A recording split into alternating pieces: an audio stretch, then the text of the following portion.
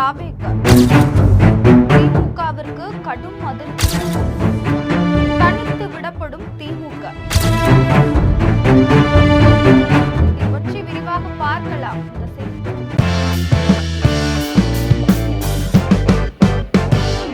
தமிழகத்துல திமுகவுடனான உறவை முறித்த காங்கிரஸ் புதிய கூட்டணியை அமைத்துள்ள நிலையில மாநில கட்சிகளின் பலவீனத்தை பயன்படுத்தி பாஜக தொடர்ந்து வலுவடைவதை தடுக்க இந்திய கூட்டணி வரும் ஜூன் 6ஆம் தேதி அவசரமாக கூடுகிறது. இந்த நகர்வு இந்தியா கூட்டணிக்கு வலு சேர்க்குமா? அடுத்து என்ன நகரப்போகிறது? சமீபத்தில் நடந்து முடிந்த தமிழ்நாடு உள்ளிட்ட 5 மாநிலங்களின் சட்டசபை தேர்தல் முடிவுகள் வெளியாகி பல்வேறு அரசியல் மாற்றங்களை ஏற்படுத்திச்சு.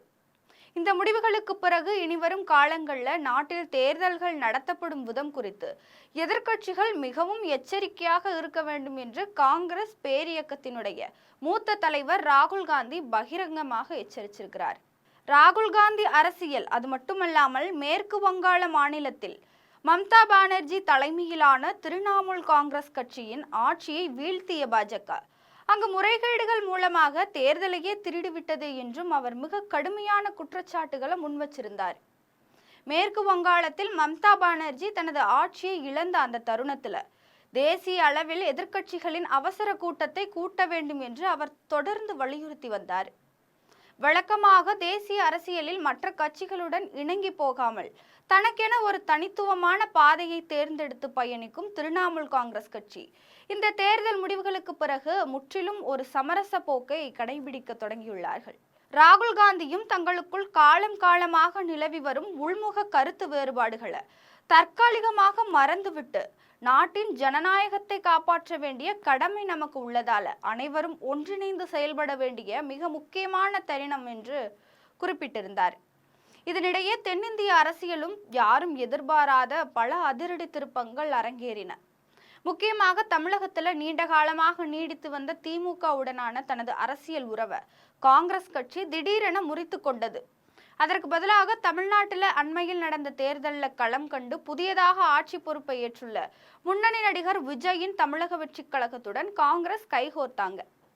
மற்றொரு பக்கம் அண்டை மாநிலமான கேரளாவில் காங்கிரஸ் கட்சியிடம் தனது ஆட்சியை பறிகொடுத்த சிபிஎம் கட்சி சமீப காலமாக காங்கிரசின் செயல்பாடுகளை மிக கடுமையாக விமர்சித்து வர்றாங்க. இப்படிப்பட்ட பல்வேறு உள்நாட்டு அரசியல் குழப்பங்கள் மற்றும் திருப்பங்களுக்கு மத்தியில நாட்டில் நிலவி வரும் தற்போதைய அசாதாரணமான அரசியல் நிலையை விரிவாக ஆய்வு செய்வதற்காக நீண்ட இடைவேளைக்கு பிறகு எதிர்க்கட்சிகளுடைய இந்தியா கூட்டணி வரும் ஜூன் மாதம் 6ஆம் தேதி அவசரமாக கூட உள்ளது. அரசியல் வட்டாரங்கள்ல இருந்து கசிந்துள்ள நம்பத்தகுந்த தகவலின்படி டெல்லியில் நடைபெறவுள்ள இந்த கூட்டத்துல எதிர்க்கட்சி அரசியல் அடுத்த கட்ட பாதை என்பதுதான் மிக முக்கியமான விவாத பொருளாக எடுத்துக்கொள்ளப்படும் என்று தெரிய வந்துள்ளது.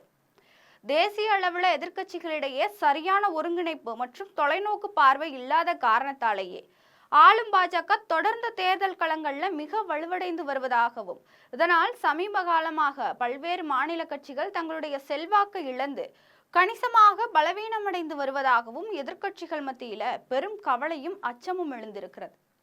அது மட்டுமல்லாமல் தேர்தல்களில் தங்களுக்கு பின்னடைவை ஏற்படுத்தும் வாக்காளர் பட்டியலில் உள்ள குளறுபடிகள் மற்றும் முறைகேடுகள் குறித்தும் இந்த கூட்டத்தில் தலைவர்கள் விரிவாக விவாதிக்க போறாங்கன்னு சொல்றாங்க. இப்படி பல அரசியல் திருப்பங்களுக்கு மத்தியில நாட்டின் எதிர்கால அரசியல் திசையை தீர்மானிக்கும் நோக்கில் இந்த முக்கிய கூட்டம் கூட்டப்பட்டுள்ளது. பெரும் எதிர்பார்ப்பையும் அது ஏற்படுத்தியுள்ளது.